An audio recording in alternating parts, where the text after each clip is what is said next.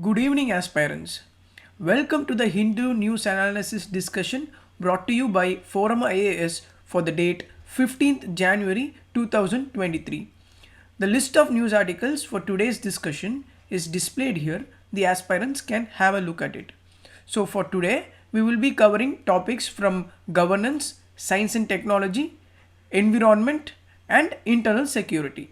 So with this straight away, let us move to the first topic.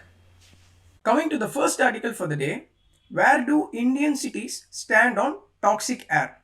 This news article is regarding the performance assessment of National Clean Air Program.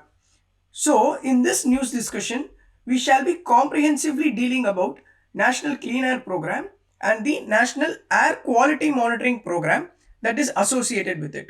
Finally, we shall know what the report has to convey regarding the performance of National Clean Air Program. See, we know that India is committed to clean environment and pollution-free air and water. In fact, it is mandated in our constitution itself. Also, India's commitment to conservation and protection of environment is within the framework of Sustainable Development Goals, that is the SDG, which is manifested through several administrative and regulatory measures. For example, we have a separate statute on air and water pollution and are under implementation since long. If you need to know about the measures taken by India to arrest the pollution level, they are like notification of national ambient air quality standards and sector-specific emissions, effluent standard for industries, setting up of monitoring network for assessment of ambient air quality, and measures like introduction of cleaner gaseous fuels like CNG, LPG, ethanol blending, and many more like that.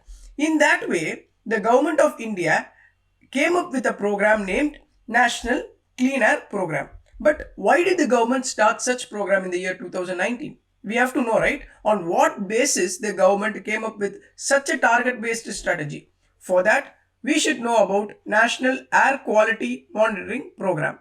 Before proceeding with NCAP, let us in brief know about National Air Quality Monitoring Program. See, this NAMP is a nationwide program of ambient air quality monitoring. In short, it monitors the surrounding air quality. The most important part is that Central Pollution Control Board is executing it. See, the objectives of NAMP are like determining the status and trends of ambient air quality. Secondly, to ascertain whether the prescribed surrounding air quality standards are violated. Next, to identify non-attainment cities which needs more attention. Lastly, to obtain the knowledge and understanding necessary for developing preventive and corrective measures.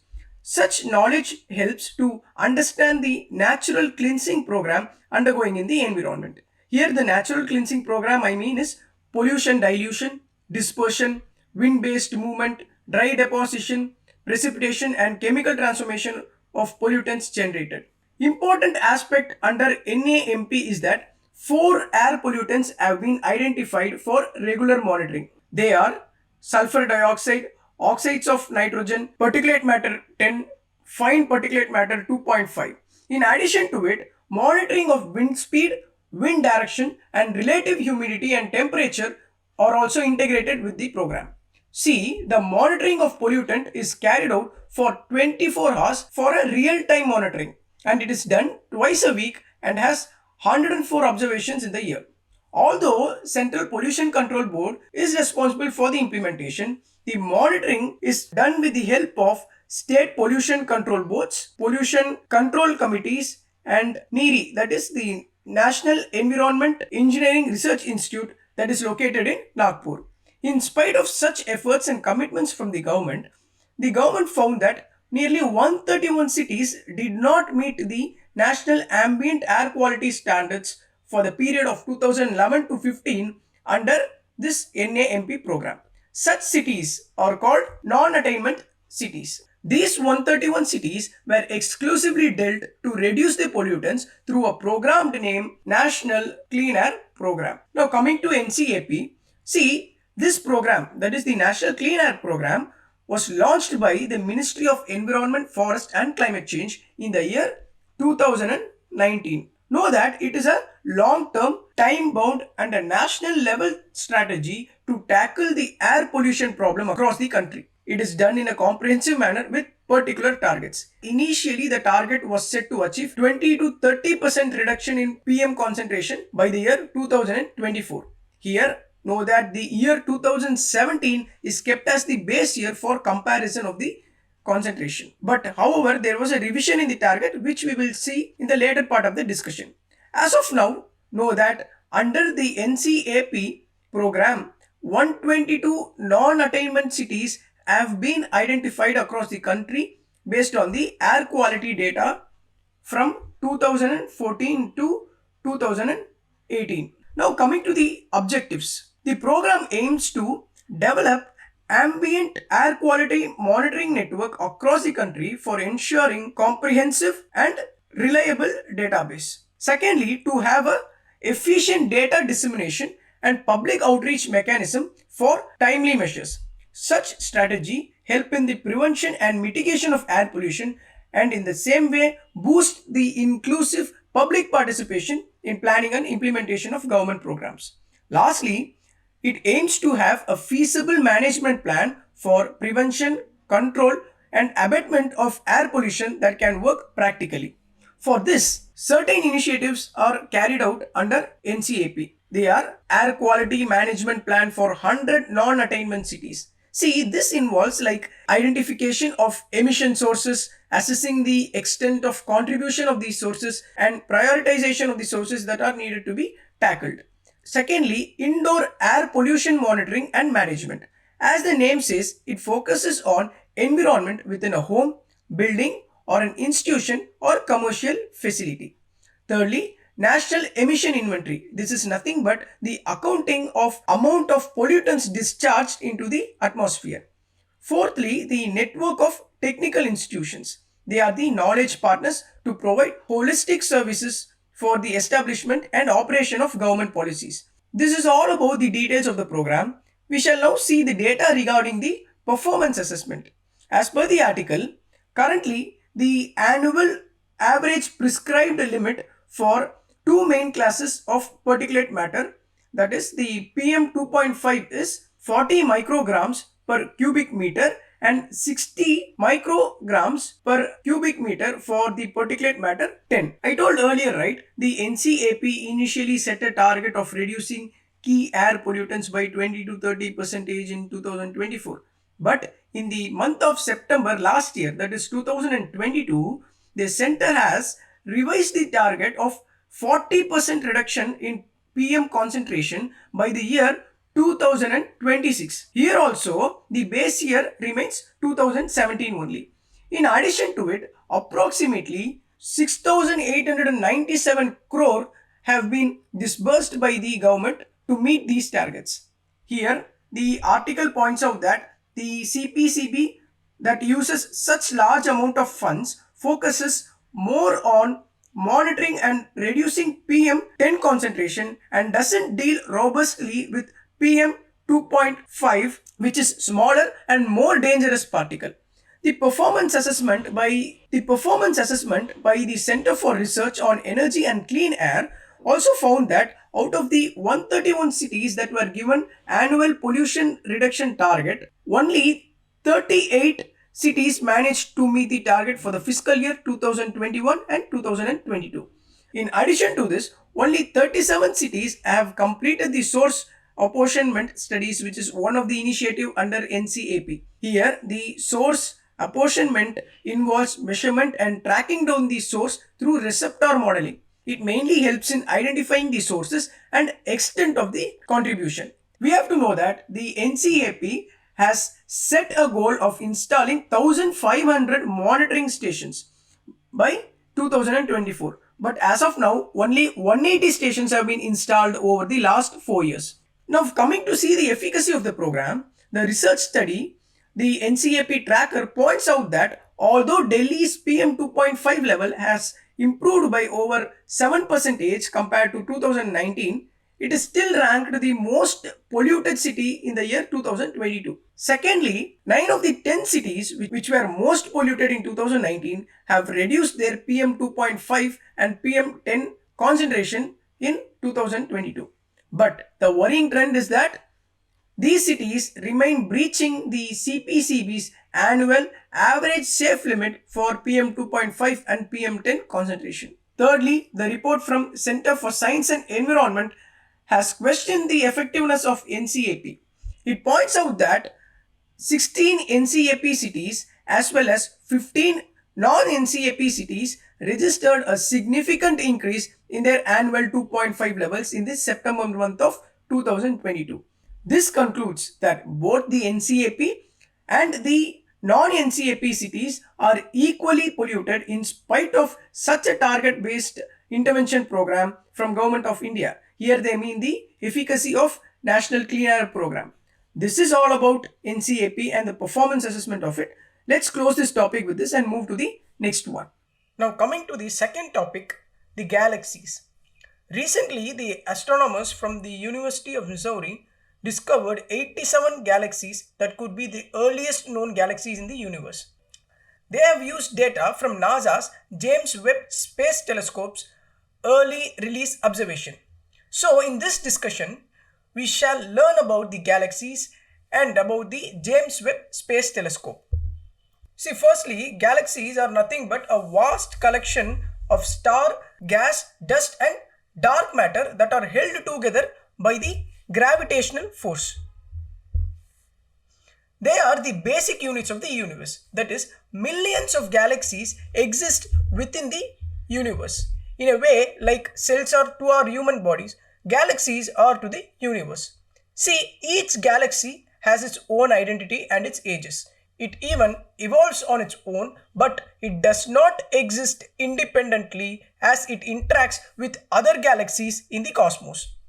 Know that the appearance and makeup of galaxies are shaped over billions of years by interaction with a group of stars and other galaxies. Scientists have concluded that galaxies were formed due to the Big Bang explosion and estimated the age of universe to be around 13.8 billion years. From prelims perspective, we have to know about the types of galaxies.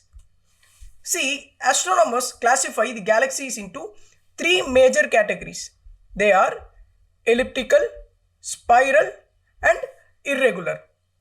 These galaxies exist in range of sizes. Some may be dwarf galaxies containing as few as 100 million stars, while some may be a giant galaxy with more than trillion stars in it.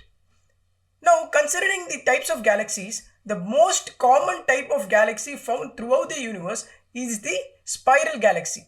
See, around 2/3 of the galaxies observed by the humans are spiral galaxies. A good example of this type of galaxy is the Andromeda galaxy. Know that around 2/3 of all the spiral galaxies have a bar-like structure, thus they are classified as barred spiral galaxies. Our galaxy Milky Way is an example of this type of barred space galaxies. See, spiral galaxies have a flat spinning disk with a central bulge surrounded by, this is the central bulge. The central bulge surrounded by the spiral arms. Know that the spinning motion reaches a speed of up to hundreds of kilometers per second. This bulge that is located in the center of the galaxy is made up of older and dimmer stars thought to usually contain a supermassive black hole in the bulge. Now coming to the elliptical type accounts for about 1/3 of the galaxies observed. They vary from nearly circular to very elongated. Importantly, these elliptical galaxies are said to possess comparatively little gas and dust and contains older stars in it. As a result, these galaxies are not actively forming stars anymore. The largest and the rarest of these, called giant ellipticals, are about 3 lakh light years across. And the astronomers theorize that these are formed by the mergers of smaller galaxies. Much more common are dwarf ellipticals, which are only a few thousand light years wide. From the picture, you can see that the elliptical galaxies have an elongated spiral shape. and do not have a nucleus or a bulge at the center. Although there is no nucleus, the galaxy is still brighter in the center and becomes bright towards the outer edge of the and becomes less bright towards the outer edges of the galaxy. Know that their light is dominated by older reddish stars in the galaxy. PGC is an example of elliptical galaxies. Thirdly, let us see about the irregular galaxies. See, these irregular galaxies are those that have very little dust. They are neither disk-like or elliptical in shape. Astronomers often see irregular galaxies, which means that these type of galaxies are said to be abundant in the early universe. Know that some important irregular galaxies were once a spiral or elliptical galaxies, but they were deformed because of uneven external gravitational force. The oldest and the farthest galaxy ever discovered is an irregular type of galaxy called GNZ11. Till now, we have discussed about galaxies and the types of it, right? How do we know all about it? From where did we get to know about these galaxies? It is no doubt that space-related informations are gathered through the use of telescope. In that line, 87 galaxies that could be the earliest known galaxies in the universe were discovered through NASA's James Webb Space Telescope early release observation. So in line, let us see about the James Webb Space Telescope. See, the James Webb Space Telescope is a large infrared telescope with an approximately 6.5 meter primary mirror. Know that the Webb successfully launched from the European Space Agency's spaceport in French Guiana on December of the year 2021. From Prelims perspective, know that the Webb is an international collaboration between NASA, ESA, that is the European Space Agency, and the Canadian Space Agency. This telescope will study every phase in the history of our universe, be it ranging from the first luminous glow that occurred after the Big Bang, or it may even contribute in studying the evolution of our own solar system. This James Webb Space Telescope will also help in studying the formation of solar systems across the galaxies, which are capable of supporting life on planets that are similar to Earth. That is all about this science and technology topic. In this topic, we saw about the galaxies, types of galaxies, as well as an important telescope named James Webb Space Telescope. With this, let us move to the next one. The third topic is regarding the Agnipath Scheme. The news article reports the training undertaken by 796 Agnivis on the Somnath Sharma Parade Ground at the regimental headquarters of Kumaon Regiment. These Agnivis are part of first batch of 19,000 people aged between 17 and 23. This is highly significant as it is being a part of India's biggest military reforms since independence. That is, here I am referring to the Agnipath Scheme. Now let us discuss about the scheme in detail. See, the government has come up with a scheme called Agnipath for recruiting soldiers across the three services, namely the Army, Navy and Air Force. What is the Agnipath scheme? See, this scheme was launched in the month of June last year, and this scheme allows patriotic and motivated youths to serve in the armed forces, but only for a period of 4 years. Under this scheme, the youth joining the army will be called Agnivis, and these youths who are recruited in the army will serve the army only for a short duration. See, under the new scheme, around 45,000 to 50,000 soldiers will be recruited annually, and mostly they will leave the services in just 4 years.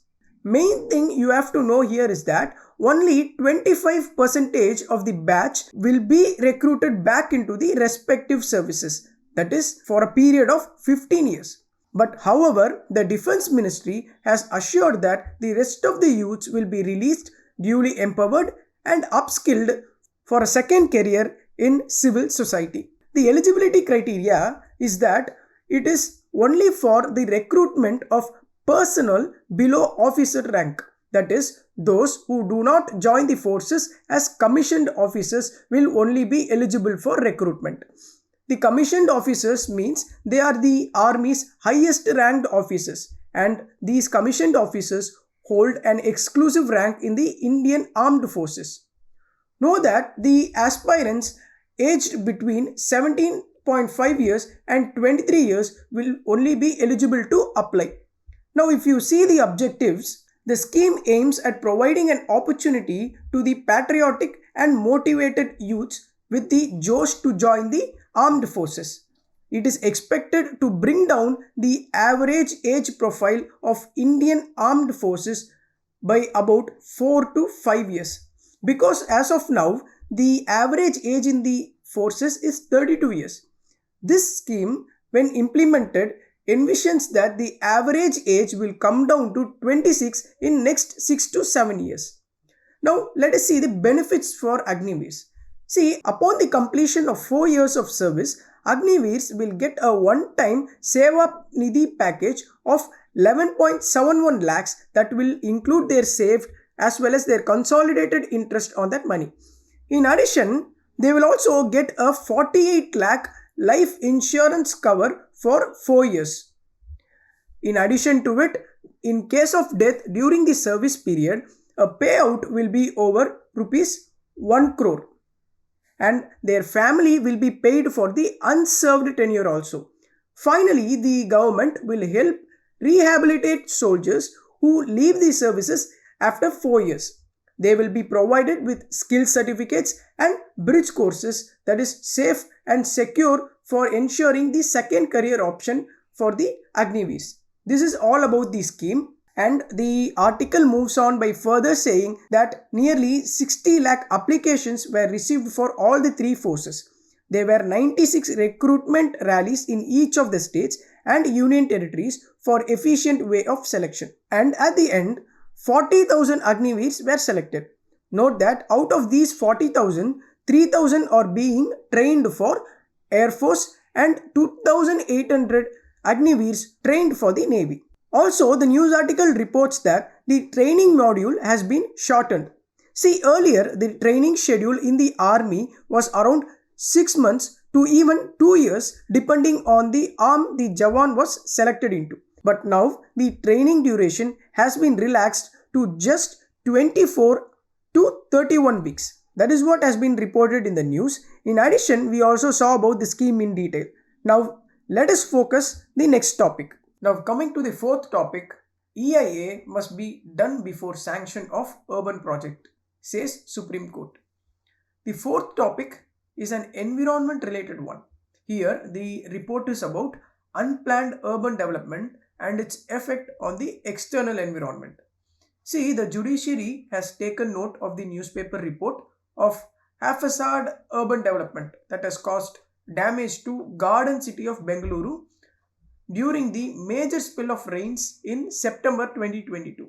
As a result, the court has advised the legislature and the executive to make sure that EIA process is carried out before permitting any urban developmental projects. In line with this article, let us know about the environment impact assessment and the process involved in it. See, environment impact assessment is nothing but a tool to identify the environmental, social and economic impacts of a project. This is done before the decision-making process of the developmental projects so that the environmental impact can be predicted at an earlier stage. See, such predictions can allow us to reduce any adverse impact that could be caused by the project. Also know that this study can give us an option so as to design and implement the developmental projects keeping in mind the local conditions and vulnerabilities. Thus, in short, the EIA is an integral part of environmental management which allows us to investigate the likely impacts of developmental projects on the surrounding environment. See, the environment impact assessment process can vary depending on countries' policies and requirement.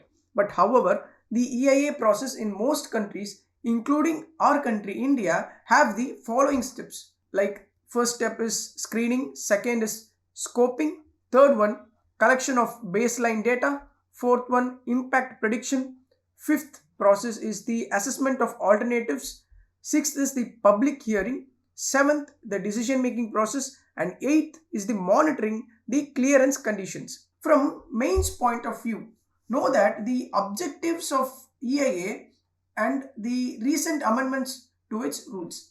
If we take the objective, the aim of the EIA is to bring out a national policy to encourage productive harmony between human and the environment. This is for sustainable development and peaceful coexistence. Secondly, the EIA aims to promote efforts to prevent or eliminate damages to the environment. And lastly, it helps in increasing the understanding of ecological systems and natural resources so that scarce resources which are important to our nation could be put to efficient use without wastage of it. See, last year the Ministry of Environment, Forest and Climate Change notified amendments to the EIA rules. This is to ensure several exemptions for gaining environmental clearance. Know that this notification is issued under the Environmental Protection Act of 1986. So in brief, let us see the features of EIA notifications 2006 which is currently in implementation. See, the EIA notification 2006 has categorized the projects into two categories, that is category A and category B. They are divided based on the impact potential of the project. See, category A projects require mandatory environmental clearance and thus they do not undergo the screening process. The category B projects undergo screening process and they are classified into two types, that is category B1 projects and category B2 projects. The category B1 project requires mandatory EIA clearance while the category B2 project do not require environment impact assessment. In addition to it, the public consultation process has been made more structured. Even the public consultation process has two components. Give comments through correspondence, that is by communicating through letters, emails or other messages, and another one is by direct hearing at the site. See, the notification also adds provision to videograph the proceedings of the public hearing that has been made. This is to ensure accountability and transparency in the project. Also, the notification talks about no objection certificates, where no objection certificates from other regulatory agents such as state pollution control boards are not essential or required for considering applications for environmental clearance. In short, the NIA ensures both environmental safety and economic development in a sustainable manner. This is all about this topic. So with this we have completed the environment related topic. Now let us move to the final one. The fifth topic is Rajnath launches Soul of Steel Endurance Challenge in Dehradun. See, the Soul of Steel Challenge was launched in the state of Uttarakhand on 14th January. The aim of this challenge is to test one's high altitude endurance. And know that the general area of expedition would be around Nanda Devi National Park. But what is the Soul of Steel Challenge? See, the challenge is an initiative of CLAW Global and is being supported by the Indian Army. The idea behind the Soul of Steel is pooling of skill sets to use such talents from the participants of the Soul of Steel Endurance Challenge. The idea of this challenge will develop the human ability to survive, stabilize and thrive in high altitude areas. Know that this challenge is based on the lines of Ironman Triathlon, which is a long distance triathlon challenge that happens in the continent of Europe. Such triathlon tests an individual's grit and endurance. Apart from life skill challenge and youth development, the challenge is expected to promote adventure tourism in Uttarakhand globally.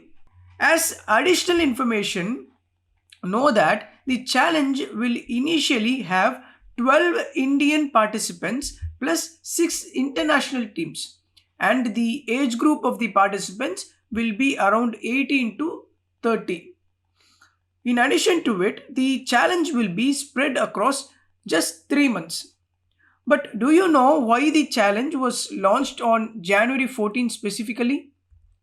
See, this is because Armed Forces Veterans Day is celebrated every year on January 14th.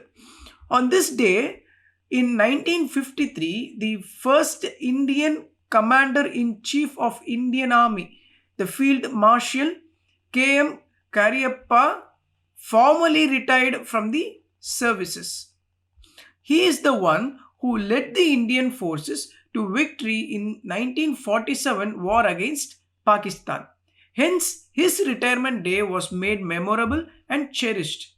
Know that the day was first observed in the year 2016. Now let us know about the venture CLAW Global that is involved in the Soul of Steel Endurance Challenge. See, the CLAW stands for Conquer Land, Air and Water Global. See, CLAW Global is a team of special forces veterans and people with disabilities. They are from different nationalities, religion and abilities, etc. The purpose of the team is to project the power of self-belief and collective effort to create a powerful view of ability and freedom. And this team was set up in January 2019 by Major Vivek Jacob, who is a para special forces officer who retired after 14 years of service after a combat skydive injury. Another important point is that the CLAW introduced Operation Blue Freedom, which is a movement to express the powerful spirit and ability of people with disabilities. That is all about CLAW and this topic. So we have come to the end of the discussion of articles. Now let us move to discussing certain prelims based questions and mains questions. Coming to the first prelims question of the day, consider the following statements with reference to National Clean Air Program. Statement 1. It is a long-term, time-bound program of ambient air quality monitoring to tackle air pollution. Statement 2. It targets to achieve a 20 to 30% reduction in particulate matter concentrations by 2024. Statement 3. It is implemented only in the top 20 polluted cities in India. Which of the above statements is or not correct? The options given are option A, 1 only, option B, 2 only, option C, 3 only, option D, 1 and 3 only. See, the first statement is a correct statement because it is a long-term, time-bound program of ambient air quality monitoring to tackle air pollution. So, since they have asked which of the statements are not correct, you can eliminate the option A and option D. Now, we can say that option 2 is wrong. Now, consider the third statement. It is implemented only in top 20 polluted cities in India. No, because under NCAP we have studied 122 non-attainment cities have been identified across the country based on air quality data from 2014 to 18. So this is also wrong. So the answer for this question is option C, 2 and 3 only. And if you consider the second statement, initially the NCAP has set a target of reducing key air pollutants by 20 to 30% only. But in September 2022, the center has revised the target of 40% reduction in particulate matter concentration by the year 2026. So the answer for this question is option C, 2 and 3 only. Now coming to the second question. This is a direct one. The Soul of Steel Challenge launched in India was in news recently. It is related to which of the following? Option A, to promote indigenous manufacturing of steel products in India to boost Atmanirbhar Bharat. Option B is given as an initiative of CLAW Global to test one's high altitude endurance? Option C, an initiative of Ministry of Women and Child Development to improve the nutritional outcomes of children and pregnant women. Option D, an initiative of the Election Commission of India to invite certified ethical hackers to tamper EVMs if possible. This is a state question, so the answer is option B. We have studied that the Soul of Steel Endurance Challenge is to test one's high altitude endurance, and it is an initiative of CLAW Global, which is being supported by the Indian Army. So the answer for this is option B. Now moving to the mains question. Discuss environment impact assessment and its process. Elaborate on the features of EIA rules of 2006 and the challenges associated with them. The aspirants can take down this question, they can write it and they can post it in the comment section, which will be useful for you, as well as you can have a peer review of your answers. So with this, we have come to the end of this topic and the today's news analysis discussion. So if you have liked the video, if you have understood the concepts, and if you are clear about it, you can share it, you can subscribe to ForumIAS. In case of any doubts or need for any clarifications, you can post them in comment section. That's it for today's discussion. Thank you and have a nice day.